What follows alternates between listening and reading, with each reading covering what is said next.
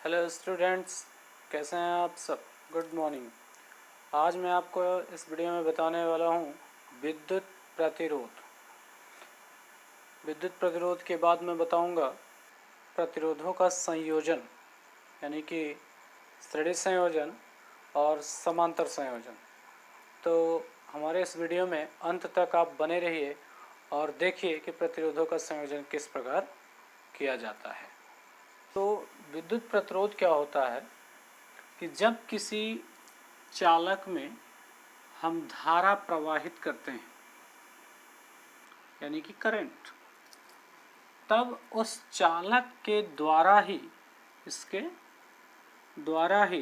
इस धारा के प्रवाह में जो रुकावट डाली जाती है उसे ही हम उस चालक का विद्युत प्रतिरोध कहते हैं। बहुत ही सिंपल है कि किसी भी चालक के द्वारा धारा के प्रवाह में डाली गई रुकावट या अवरोध को उस चालक का हम विद्युत प्रतिरोध कहते हैं।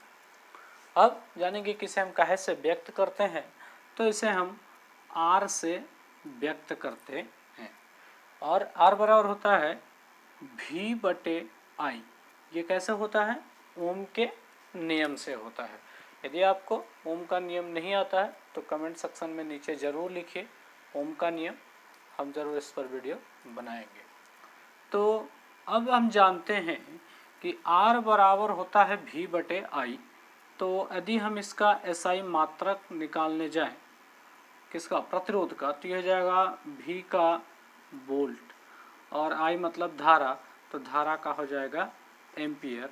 अर्थात इसका SI मात्रक निकलता है वोल्ट प्रति एम्पियर या ओम और ओम का जो सिंबल होता है वो इस तरीके से होता है। अब इसका एक चीज़ और बचता है, वो है बीमीय सूत्र। बीमी सूत्र, तो जो इसका बीमीय सूत्र ML2T-3A-2 होता है। यदि किसी को जानना हो कि बीमीय सूत्र कैसे निकाला जाता है तो इसके लिए एक अलग सा वीडियो बनाया जाएगा, लेकिन उसके लिए आपको कमेंट जरूर करना होगा कि सर ये वीडियो बनाइए। तो अब हम आगे चलते हैं कि प्रतिरोधों का संयोजन कैसे किया जाता है।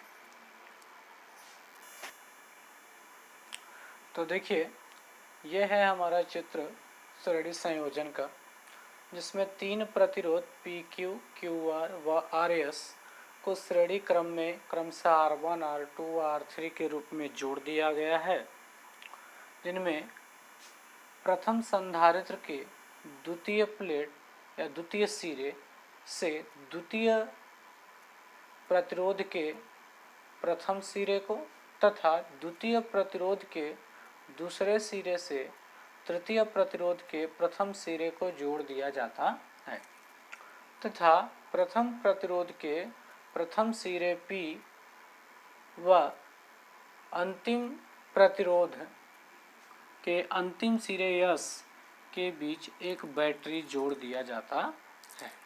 इस तरीके से कॉम्बिनेशन किया गया है। तो आगे देखते हैं। अब आगे हम देखते हैं कि माना इन परिपथ में बहने वाली धारा आई है, किंतु इनके सिरों पर विभव V1, V2, V3 व V4 है। यहाँ चित्र में दिख भी रहा है। तो अब हम क्या करते हैं कि जो अलग अलग है उसी को ज्ञात कर देते हैं। जैसे आप यहाँ लिखेंगे कि प्रथम प्रतिरोध के सिरों के बीच विभव, या कहें कि विभवांतर, तो प्रथम सिरे के बाद कितना है? V1 माइनस V2, तो हम लिख देंगे V1 माइनस V2। अच्छा, V1 माइनस V2 बराबर क्या होगा? V बराबर चूंकि होता है IR, आप फार्मूला इस तरीके से देख लेंगे कि R बराबर होता है V/I। तो यदि V का मान निकालना चाहते हैं इसके थ्रू गुणा कर देंगे, तो इस प्रकार V बराबर आ जाएगा IR। तो ये हो गया I और ये हो गया R। अब चूंकि I समान है लेकिन किंतु प्रतिरोध कितना है? अलग अलग है, इसलिए हमने क्या लिख दिया, V1 माइनस V2 बराबर IR।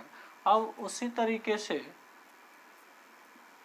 द्वितीय प्रतिरोध के सिरों के बीच विभवांतर, तो उसको कैसे लिखेंगे, V2 माइनस V3, यहाँ चित्र में देखेंगे V2 माइनस V3 बराबर IR2। अब उसी तरीके से तृतीय प्रतिरोध के सिरों के बीच विभवांतर V3 माइनस V4 बराबर IR3। ठीक है, तो इस तरीके से मिल गया तीनों प्रतिरोधों के सिरों के बीच विभवांतर। तो अब क्या करते हैं कि थोड़ा सा लिखते हैं हम कि यदि इन सभी प्रतिरोधों के स्थान पर एक तुल्य प्रतिरोध R हो तो इसके सिरों के बीच विभवांतर कैसे निकालेंगे भाई, जब यहाँ से यहाँ तक टोटल होगा तो V1 माइनस V4 होगा। हम यहाँ लिख देते हैं V1 माइनस V4 बराबर IR। अब आगे चल के हम क्या कर देते हैं, मान निकाल लेते हैं। तो इसके लिए थोड़ा सा देखिएगा, तो देखिए आगे कि अतः इस संयोजन में P व S सिरों के बीच विभवांतर, तो P सिरे पर कितना विभवांतर V1 माइनस और S पर कितना है V4। अब चूंकि इनका अलग अलग जो विभवांतर है उन सबको जोड़ देंगे तो इसके क्या होगा, बराबर होगा। कहने का मतलब V1 minus V2 plus V2 minus V3 और प्लस V3 माइनस V4, इन सब का क्या करेंगे, हम मान रखेंगे। तो इसका मान आया था IR और इसका कितना आया था IR1 और इसका आया था IR2 और इसका आया था IR3। I तीनों पदों से हम कॉमन ले लेंगे तो IR बराबर, I जब कॉमन ले अंदर क्या बचा R1 plus R2 plus R3, इस प्रकार I से I कट जाएगा तो R बराबर क्या बचा R1 plus R2 plus R3। तो इस तरीके से हो गया तीन प्रतिरोधों का श्रेणी संयोजन में तुल्य प्रतिरोध की गणना। अब यहाँ पर एक छोटा सा प्रश्न बनता है कि जब प्रतिरोधों का हम श्रेणी संयोजन करते हैं तो तुल्य प्रतिरोध हमारा अधिक प्राप्त होता है या कम प्राप्त होता है। यदि आपको आता है तो कमेंट सेक्शन में ज़रूर बताइएगा। और इसी के साथ हम इजाज़त लेना चाहते हैं। जय हिंद।